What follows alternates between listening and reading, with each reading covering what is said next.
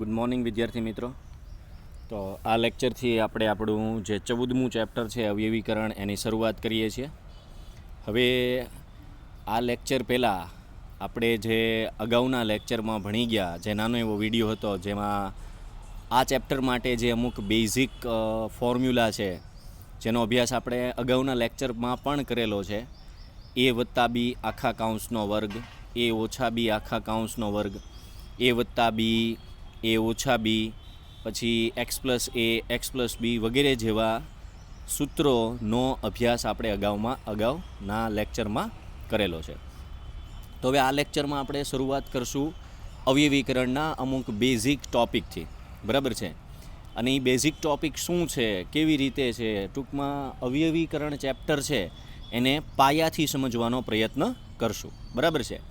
હું અગાઉનો જે લેક્ચર છે જેમાં આપણે સૂત્રોની સમજૂતી આપેલી છે એ લેક્ચર પણ સાથે સાથે લિંકમાં મૂકી દઈશ, જેથી કરીને તમારે એ લેક્ચરનું રિવિઝન કરવું હોય તો થઈ જાય. તો ચાલો આપણે સ્ટાર્ટ કરીએ સ્વાધ્યાય 14.1. તો સ્વાધ્યાય 14.1માં હવે જે પ્રશ્નો આપેલા છે સાંભળજો. તો એ પ્રશ્નોમાં હું રેન્ડમલી કોઈ પણ જે અઘરા દાખલા હોય એને સિલેક્ટ કરીશ, બધા દાખલા નહીં ગણું. બાકીના જે અમુક ક્વેશ્ચન વધે જે તમે જાતે સોલ્વ કરી શકતા હોય એવા ક્વેશ્ચન સોલ્વ કરવાનો તમારે જાતે પ્રયત્ન કરવાનો છે. તો સૌથી પહેલો ક્વેશ્ચન છે, આપેલા પદોમાં સામાન્ય અવયવ મેળવો. હવે જુઓ, સામાન્ય અવયવનો મતલબ શું થાય? તો કે તમારે જે સંખ્યાઓ આપેલી છે, જોજો તમને જે સંખ્યાઓ આપેલી છે એના તમારે અવિભાજ્ય અવયવ પાડી દેવાના છે.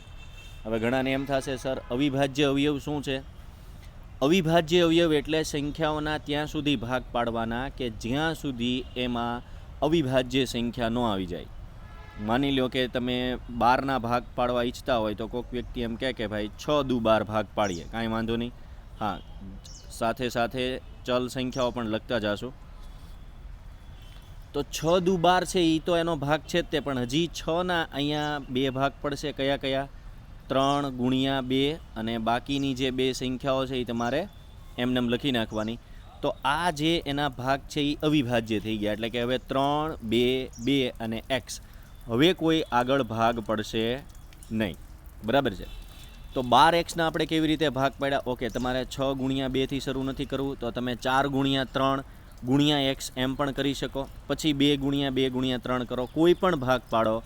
છેલ્લે અહીંયા સુધી તમે પોગવા જોઈએ. છેલ્લે જે સંખ્યાઓ વધે એ સંખ્યાઓમાં કોઈ પણ સંખ્યાના ભાગ પડવા જોઈએ નહીં. એટલે એ સંખ્યાઓ કેવી હોવી જોઈએ? Prime number. પ્રાઇમ નંબર કોને કહેવાય? તો કે જે સંખ્યા અવિભાજ્ય હોય એને, બરાબર છે. ચાલો પછી 36ના ભાગ પાડવાનું થાય તમારે. તો 36ના કોઈ પણ ભાગ તમે વિચારી શકો. 6 ગુણ્યા 6 ભાગ પાડો. એની પછી તો કે 6ના ભાગ પાડી દો 3 ગુણ્યા 2, પાછા 6ના ભાગ પાડી દો 3 ગુણ્યા 2. તો હવે આમાં તમારે સામાન્ય અવયવ શોધવાના થાય. તો હવે જો બેયમાં ત્રગડો છે, યસ. તો આપણા જવાબમાં સાંભળજો, આપણો જે જવાબ લખીએ એમાં એક ત્રગડો આવશે. પછી બેય બાજુ 2 દેખાય છે, યસ, તો 2 પણ આવશે. પછી હજી એક વખત 2 દેખાય છે, યસ, તો હજી એક વખત 2 આવશે. હવે જો અહીંયા જમણી બાજુ ત્રગડો છે પણ ડાબી બાજુ ત્રગડો નથી, એટલે કોમન નીકળશે નહીં. ડાબી બાજુ x છે પણ જમણી બાજુ છે નહીં, તો એ કોમન નીકળશે નહીં. તો આ 3 ગુણ્યા 2 ગુણ્યા 2 એ આપણો જવાબ થશે. એટલે કે 3 દુ 6 દુ ને 12, બરાબર છે. તો એ 12 છે એ આપણો જવાબ થઈ જશે. ફાઇનલી બેયનો સામાન્ય અવયવ થઈ ગયો.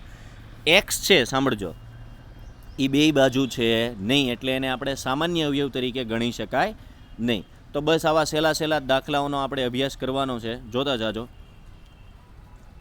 હવે જુઓ 14PQ.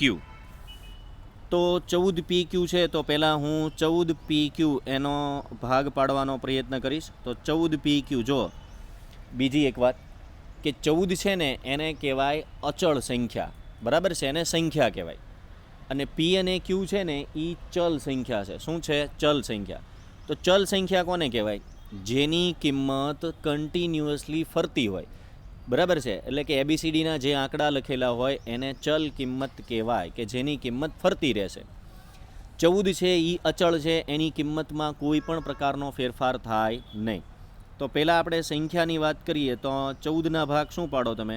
7 ગુણ્યા 2, બરાબર છે. પછી ગુણ્યા પી ગુણ્યા ક્યુ. તો હવે આના આગળ કોઈ ભાગ પડશે નહીં. 7 ગુણ્યા 2 ગુણ્યા પી ગુણ્યા ક્યુ.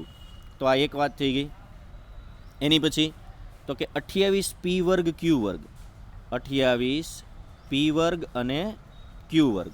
તો 28ના તમને યોગ્ય લાગે એ ભાગ પાડો. 14 દુ 28 ભાગ પાડો, 7 ચોક 28 ભાગ પાડો. તો અહીંયા ચાલો આપણે 7 ગુણ્યા 4 કરીએ. 7 ગુણ્યા 4 ગુણ્યા પી ગુણ્યા પી ગુણ્યા ક્યુ ગુણ્યા ક્યુ, બરાબર છે. પણ હજી જુઓ, 4ના હજી ભાગ પડશે. તો 4ના ભાગ કેવી રીતે પાડશું? તો કે 7 ગુણ્યા 2 ગુણ્યા 2, બાકીનું બધું એમને એમ લખી નાખવાનું, ગુણ્યા પી અને ક્યુ ગુણ્યા ક્યુ. ટૂંકમાં ચલ સંખ્યાઓ જેટલી પણ છે એની ઉપર વર્ગ લખ્યો હોય તો 2 વાર લખી નાખવાની, ઘન લખ્યો હોય તો 3 વાર લખી નાખવાની. ટૂંકમાં જેટલી ઘાત લખેલી હોય એટલી વખત એ સંખ્યાને રિપીટ કરી દેવાની. હવે બંને બાજુ જુઓ, જે સંખ્યા કોમન છે એને આપણે ગણતા જઈશું, બરાબર. તમારે કેન્સલ નથી કરતી જવાની, તમારે નીચે અંડરલાઇન કરતી જવાની. તો એક આપણે જવાબમાં આવશે 7. પછી બગડો બે બાજુ છે, યસ. તો બગડો બે બાજુ છે તો એકમાં આવશે 2. પછી તો કે પી બે બાજુ છે, યસ. તો આપણે જવાબમાં પીને પણ લેવો પડે. બે બાજુ ક્યુ છે, યસ. તો બે બાજુ ક્યુ છે તો ક્યુને આપણે જવાબમાં લેવો પડે.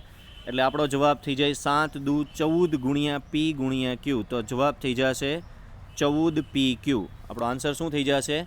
14 પી ક્યુ. ફરીવાર 14 પી ક્યુના આપણે શું ભાગ પાડીએ છીએ? 7 ગુણ્યા 2 ગુણ્યા પી ગુણ્યા ક્યુ. 28 પી વર્ગ ક્યુ વર્ગના આપણે શું ભાગ પાડ્યા છે? તો કે 7 ગુણ્યા 4 ગુણ્યા પી ગુણ્યા ક્યુ ગુણ્યા ક્યુ. તો 7 ગુણ્યા 4નું શું કરશું આપણે? તો કે 2 ગુણ્યા 2, બરાબર છે.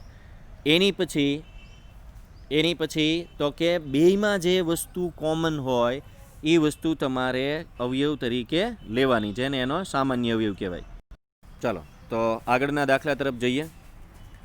હવે જે આપણે બે સંખ્યાઓના અવિભાજ્ય અવયવ પાડતા હતા એમાંથી કોમન જોતા હતા, એની બદલે હવે 3 સંખ્યાઓ વિશે જોશું. જુઓ તો 3માં કઈ રીતે જોશું? તો કે સૌથી પહેલાં આપણે લખવાનું છે 6ABC. ઓકે, તો 6ના તો બહુ સિમ્પલી ભાગ પડી જાય. 3 ગુણ્યા 2 ગુણ્યા A ગુણ્યા B ગુણ્યા C. તો આ 6 ABCનું કામ થઈ ગયું, બરાબર. હવે 12AB વર્ગ. તો 12AB વર્ગ. તો આપણે 12ના પહેલાં કેવી રીતે ભાગ પાડશું? ચાલો, તમે એમ કીધું કે સાહેબ 6 ગુણ્યા 2 એમ ભાગ પાડો. પછી A ગુણ્યા B ગુણ્યા B. તો 6ના હજી ભાગ પડશે, યસ. 3 ગુણ્યા 2 ગુણ્યા 2, બાકીનું બધું એમને એમ લખી નાખવાનું, A ગુણ્યા B ગુણ્યા B, બરાબર છે. તમારે જ્યારે સામાન્ય અવયવની વાત થાય ત્યારે હંમેશા જે ફાઇનલ આન્સર હોય એ જ જોવાનો. આપણો પહેલી સંખ્યા માટેનો ફાઇનલ આન્સર આ છે, જો જે અમે અંડરલાઇન કરી છે. 3 ગુણ્યા 2 ગુણ્યા A ગુણ્યા B ગુણ્યા C. અને 12AB વર્ગ માટેનો ફાઇનલ આન્સર આ છે. ટૂંકમાં તમારે અવિભાજ્ય અવયવીકરણ સુધી પહોંચી જવાનું, પછી જ એના તમે સામાન્ય અવયવ કાઢી શકો. તો અહીંયા 24A વર્ગ B. તો જુઓ 24A વર્ગ બીમાં કેમ કરશું? તો કે સાહેબ હાલો પહેલો ભાગ મને છે ને 6 ચોક 24 એવો યાદ આવ્યો. પછી તો કે A વર્ગ માટે A ગુણ્યા B. પછી તો કે ભાઈ 6ના હજી ભાગ પડે, યસ. 3 ગુણ્યા 2. 4ના ભાગ પડે, યસ. 2 ગુણ્યા 2. પછી તો કે બાકીનું બધું A ગુણ્યા B એમનેમ લખી નાખો. હવે આપણો જે ફાઇનલ જવાબ છે એ જે અમે અંડરલાઇન કરેલી છે એ જોવાનો છે, બરાબર છે. જવાબ લખતી વખતે તમારે શું કરવાનું છે? સાંભળજો. જવાબ જ્યારે લખો ત્યારે જે ત્રણેયમાં કોમન હોય એ સંખ્યા આપણે જોતા જઈશું. ચાલો પહેલાં 3ને જોઈએ. 3 પહેલામાં છે, બીજામાં છે, ત્રીજામાંય છે. તો આપણે જવાબમાં 3ને લેશું, બરાબર છે. હવે અહીંયા મારી પાસે જવાબ લખવાની સ્પેસ નથી, એટલે તમે નોટ પેન લઈને સાથે બેઠા હોય તો આન્સર નોટ કરતા જાજો. એક 3 આવશે, પછી 2 જુઓ તો 2 2 2. ઓકે, 2 પણ ત્રણેયમાં છે તો એને પણ આપણે કાઉન્ટ કરશું. A ઓકે, એ છે એ પણ આપણે ત્રણેયમાં આપણને દેખાય છે, એટલે આપણે એને પણ નોટ કરશું. બી, બી અને બી. ઓકે, એ પણ દેખાય છે. સી છે એ પહેલામાં જ છે, બીજા અને ત્રીજામાં નથી, એટલે આપણે એને કોમનમાં લઈ શકીએ નહીં. તો આપણો આન્સર થશે 3 ગુણ્યા 2 ગુણ્યા એ ગુણ્યા બી, એટલે કે 6ab. 6ab એવી સંખ્યા છે ચલ સાથેની કે જે ત્રણેયમાં કોમન હોય. ઓકે, ચાલો તો હજી એક દાખલાનો આપણે અભ્યાસ કરીએ કે જેમાં ચલ છે એની આપણે ઘાત વધારવાની છે. જુઓ, પહેલાં 3x² y ઘન એમ લખેલું છે, 3x² અને yનો ઘન. તો સિમ્પલી આમાં 3નું તો કંઈ થવાનું નથી, એટલે 3 એમનેમ x ગુણ્યા x અને y ઘનનો મતલબ શું થાય? y ગુણ્યા y ગુણ્યા y. એ રીતે જો આપણે 10માં જોઈએ તો 10x ઘન અને yનો વર્ગ. તો 10માં શું કરશું? તો કે 5 ગુણ્યા 2. x ઘનમાં શું કરશું? તો કે x ગુણ્યા x ગુણ્યા x ગુણ્યા y ગુણ્યા y. ચલમાં તમારે ચિંતા જ નથી કરવાની, ચલના ભાગ તો આરામથી પડી જ જવાના છે, બરાબર. જેટલી ઘાત લખી હોય એટલી વખત તમે એને રિપીટ કરી નાખો. પછી છે 6x² y² અને z. તો 6ના ભાગ શું પડશે? 3 ગુણ્યા 2. xના ભાગ શું પડે? x ગુણ્યા x. yના ભાગ શું પડે? y ગુણ્યા y અને ગુણ્યા z, બરાબર. તો આ ત્યાં હવે હું અંડરલાઇન કરી નાખું છું જેથી તમને ખબર પડે કે કોમન ક્યાંથી લેવાનું છે. પહેલામાં જે અંડરલાઇન કરી એ ફાઇનલ આન્સર છે, બીજામાં તે જે અંડરલાઇન કરી એટલે ભાગ પાડ્યા એ પહેલું જ સ્ટેપ આપણો ફાઇનલ આન્સર છે, અને ત્રીજામાં એવું જ છે. જુઓ, જે ભાગ પાડ્યા સીધો એ આપણો આન્સર થઈ જાય છે. તો હવે શું કરશું આપણે? તો કે હવે હું જોઈશ કે જે સંખ્યાઓ ત્રણેયમાં હોય એને જ આપણે કાઉન્ટ કરશું. પહેલાં વાત કરીએ 3ની, તો પહેલામાં છે, બીજામાં નથી, ત્રીજામાં છે, તો એને જવાબ તરીકે લઈ શકાય નહીં. સામાન્ય અવયવનો મતલબ થાય ત્રણેયમાં હોય તો જ લેવાય. ચાલો ભાઈ કહી દો ને, ઘરે વ્યા જાઓ તમે. પછી જુઓ, પહેલો x, તો x છે, x છે, x છે, ચાલો એ આવશે. પછી બીજી વખત, તો કે બીજી વખતે x છે, બીજી વખતે x છે, બીજી વખતે x છે. પછી yની વાત કરીએ તો y પણ ત્રણેયમાં દેખાય છે. પછી તો કે બીજી વખત yની વાત કરીએ તો બીજી વખત પણ y દેખાય છે.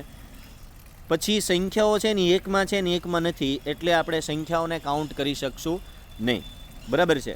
તો સંખ્યાઓ કાઉન્ટ નહીં થાય, એટલે કે 3 આમાં છે, ઓલામાં નથી, 5 છે, 2 છે, તો આપણે જે જવાબ તરીકે ગણશું એ 2 વખત xને ગણશું, એ જ રીતે 2 વખત yને ગણશું. એટલે આપણો સામાન્ય અવયવની વાત કરે તો આપણો આન્સર થશે x² અને y², બરાબર છે.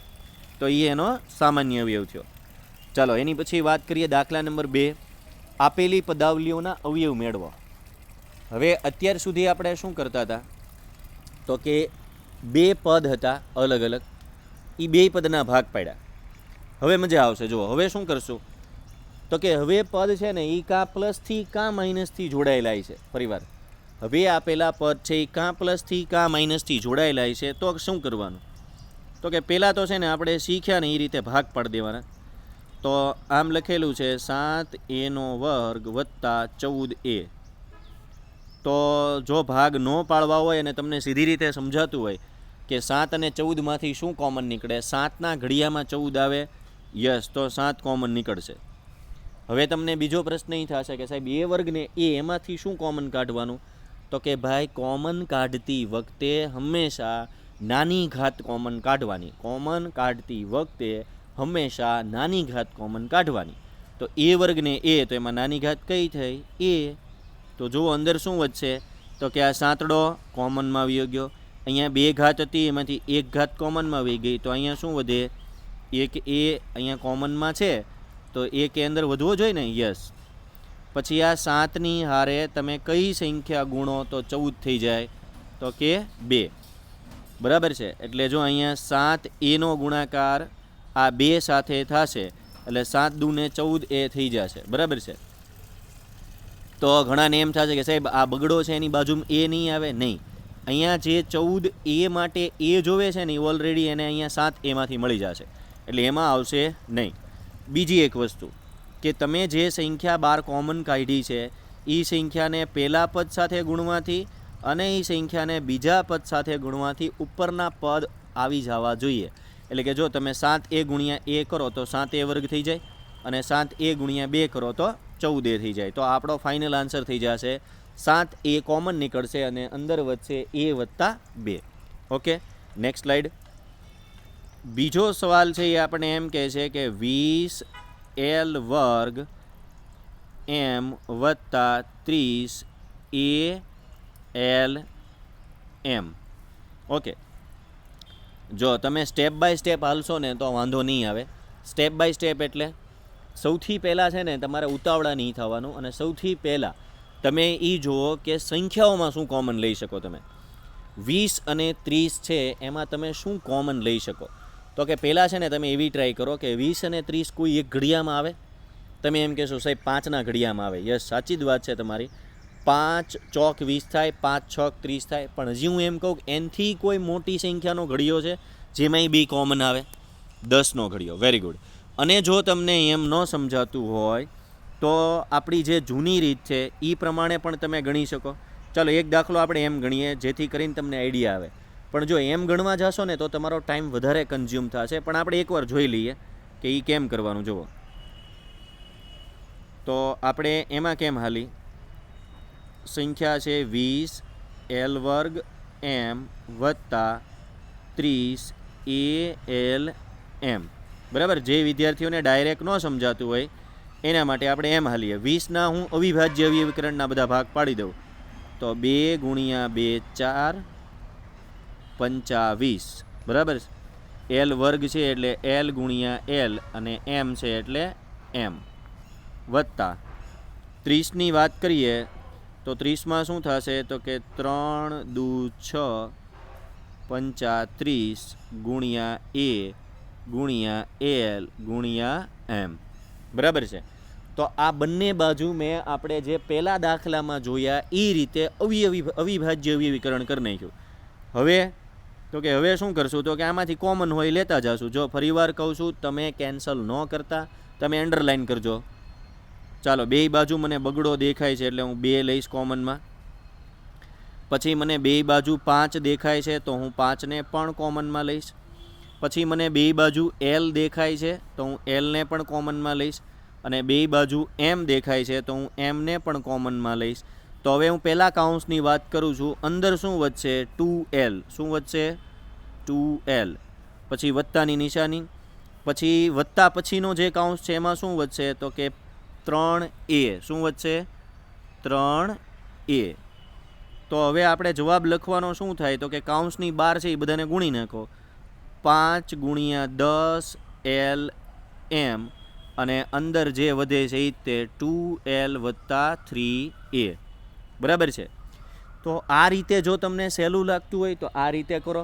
પહેલાં જે બે બાજુના વત્તા કે ઓછાની સાઇન પહેલાંનો જે પદ લખેલા છે એના અવિભાજ્ય અવયવીકરણ કરી નાખો. બીજી બાજુ કરી નાખો અને પછી બે બાજુમાં જે કોમન સંખ્યા હોય એને બહાર કાઢતા જાઓ. પછી જે કાઉન્સમાં વધતું હોય લખી નાખો.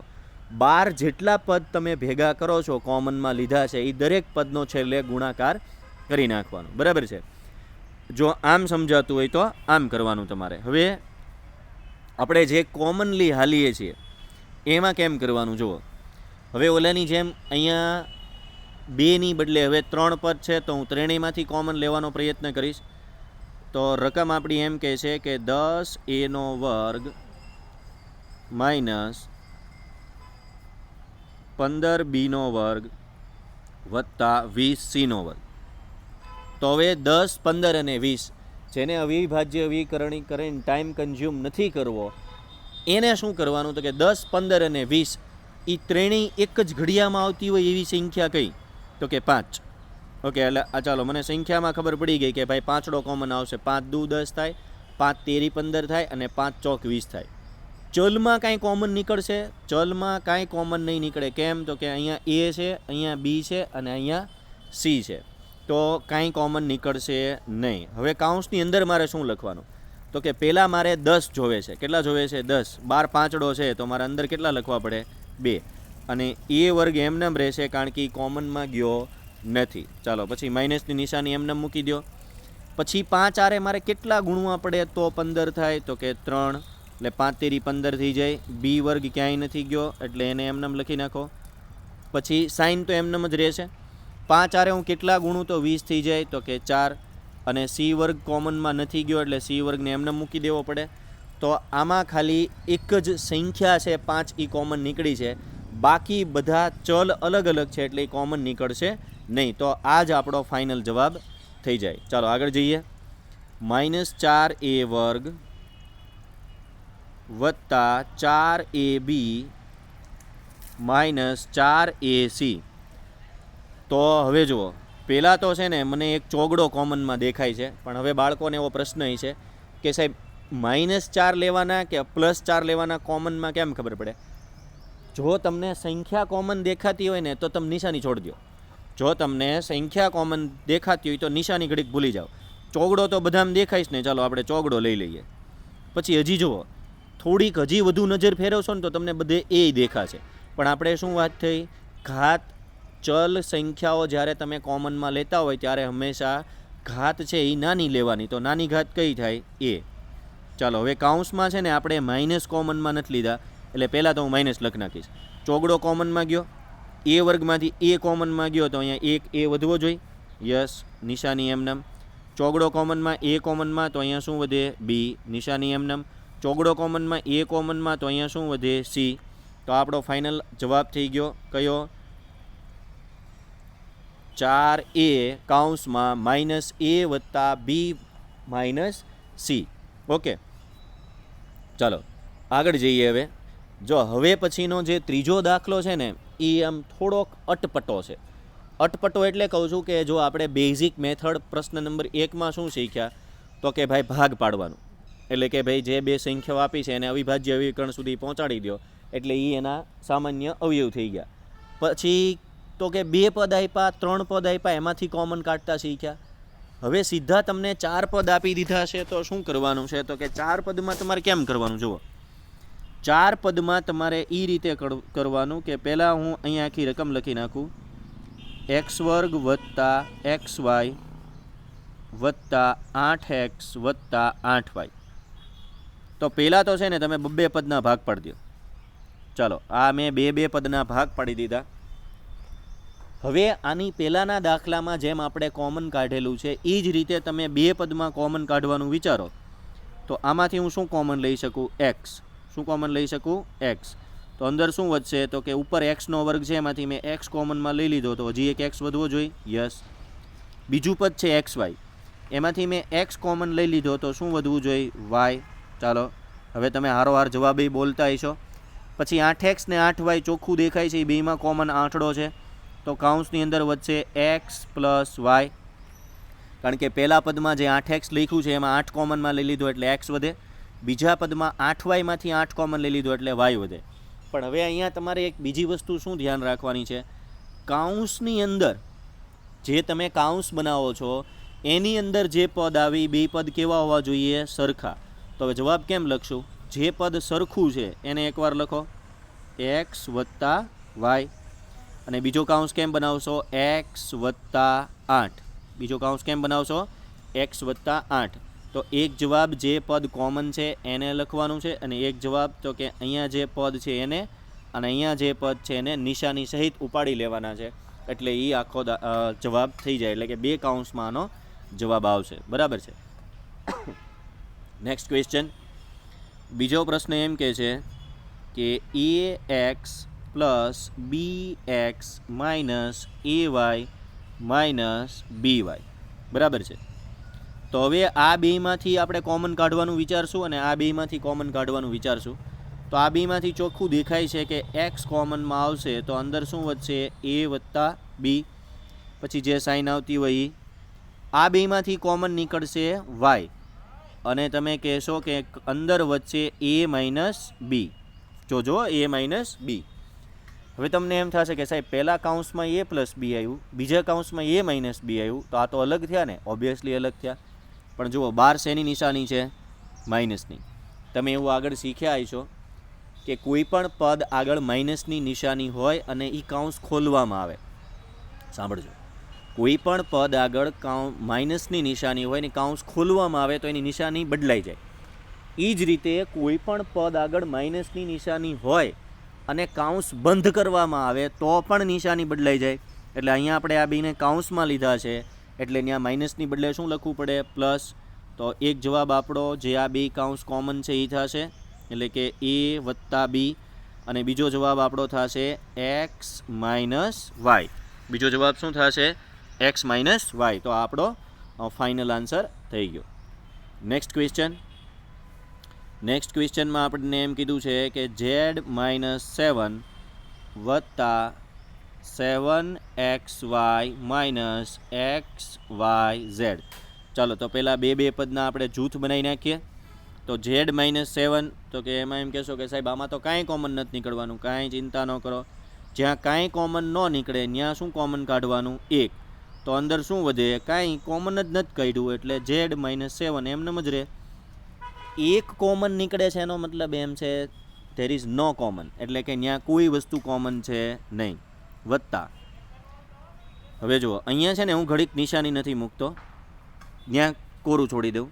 આ બેમાંથી શું કોમન નીકળશે? તો કે બે બાજુ એક્સ અને વાય દેખાય છે. તો અહીંયા એક્સ વાયને હું કોમન કાઢી લઉં તો અહીંયા શું વધશે? અહીંથી જો એક્સ વાય કોમનમાં વ્યા જાય તો 7 વધશે, અહીંયા વ્યા જાય તો ઝેડ વધશે. તો હવે તમને એમ થશે લે સાહેબ આ તો પાછું કંઈક નવું આવ્યું. અહીંયા z-7 છે તો અહીંયા 7 - z છે. હવે જો એ 7 - z-ને મારે z-7 કરવા હોય, સાંભળજો, એ 7 - z-ને મારે z-7 કરવા હોય તો મારે ઈ કાઉન્સને માઇનસ સાથે ગુણવો પડે. શું કરવું પડે? માઇનસ સાથે ગુણવો પડે. એટલે જો ઓરિજિનલી નિશાની અહીંયા શેની આવે છે? પ્લસની. શેની આવે છે? પ્લસની. પણ જો હું આ કાઉન્સ છે એને માઇનસ સાથે ગુણીશ એટલે આ નિશાની છે એને મારે ફેરવવી પડે. એટલે ઇન શોર્ટ અહીંયા 1, આ z-7 એમનેમ રહેશે, અહીંયા વત્તા છે એનું ઓછા થઈ જશે, એક્સ વાય અને કાઉન્સમાં 7 - z છે એની બદલે હવે તમે શું લખી શકશો? z-7. ટૂંકમાં તમે એટલું સમજો કે અહીંયા જે પદ છે એને તમારે સીધું લખવું છે આની જેમ. 7 - z ની બદલે z-7 લખવું છે તો અહીંયા જે સાઇન હોય ને એ ફરશે. વત્તા હોય તો ઓછા થઈ જશે અને ઓછા હોય તો વત્તા થઈ જશે. તો આપણો ફાઇનલ આન્સર શું ગણાશે? આપણો ફાઇનલ આન્સર ગણાશે z-7, બરાબર, કારણ કે હવે એ બે બાજુ કોમન થઈ ગયું, અને 1 - xy. તો આ આપણો ફાઇનલ આન્સર ગણાશે. આમાં એક નાની એવી વસ્તુ એ ધ્યાન રાખવાની છે, બે કાઉન્સ સરખા જ છે પણ પહેલા કાઉન્સ જેવો બીજાને બનાવવો હોય તો તમારે માઇનસ સાથે ગુણવું પડે, એટલે આઈની સાઇન તમારે ચેન્જ કરવી પડે. વત્તા હોય તો ઓછા કરવી પડે અને ઓછા હોય તો વત્તા કરવી પડે. ઓકે, તો આ લેક્ચરમાં આપણે જે 14.1 અવયવીકરણના બેઝિક કોન્સેપ્ટ શીખ્યા છે એનો વ્યવસ્થિત અભ્યાસ કરજો. જો તમને લેક્ચર ન સમજાણો હોય તો ફરીવાર રિવાઇન્ડ કરજો અને વધુ એકવાર જોવાનો પ્રયત્ન કરજો કે જેથી કરીને તમને સમજાઈ જાય. જો તમને બેઝિક કોન્સેપ્ટ અમુક પહેલાં શીખ્યા હોય અવયવ પાડવાનું અને 1 થી 10ના કે 11 થી 20ના, ટૂંકમાં 1 થી 20ના તમને ઘડિયાઓ આવડતા હોય તો લગભગ વાંધો આવશે નહીં. તો હવે જ્યારે આપણે નેક્સ્ટ લેક્ચરમાં મળીએ ત્યારે 14.2 સાથે મળશું અને આજના લેક્ચરનું તમારું હોમવર્ક છે જે 14.1 છે એ ફેરબુકમાં સરસ મજાના અક્ષરે કમ્પ્લીટ કરવાનો.